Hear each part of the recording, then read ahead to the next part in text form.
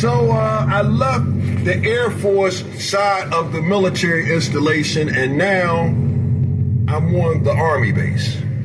Okay, and all of this you see now is still, it's government property. It's a military facility, but this stuff out here is barren, man. It's just a lot of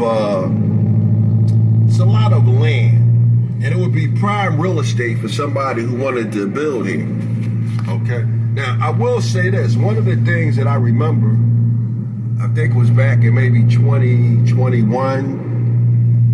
When the United States pulled out of Afghanistan, there were a lot of Afghan refugees. And they brought them over here to Fort Dix, and they housed them. And you might be interested to know there's a huge Asian community, primarily made up of Afghan refugees, more than likely, over here in the Fort Dix area. My wife and I were out, and we had stopped off at a Walmart.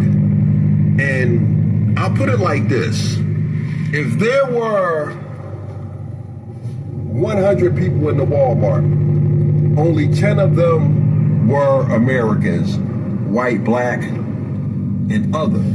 So, this is what's been, being done with your tax dollars. We're housing Afghan refugees over here in this area. I don't think they're still being housed here at the base, but I know there is a huge Asian community of the Afghan persuasion in this area of New Jersey.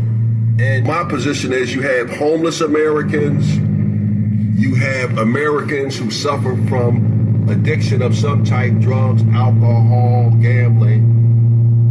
But here it is, your government is spending money on foreigners, So, hey man, listen, this is what I didn't start out thinking about this, but now that it comes to mind and I recall what transpired, this is what I'm now thinking about. And now that I've thought about this and we covered this particular topic, I'm done with it for now.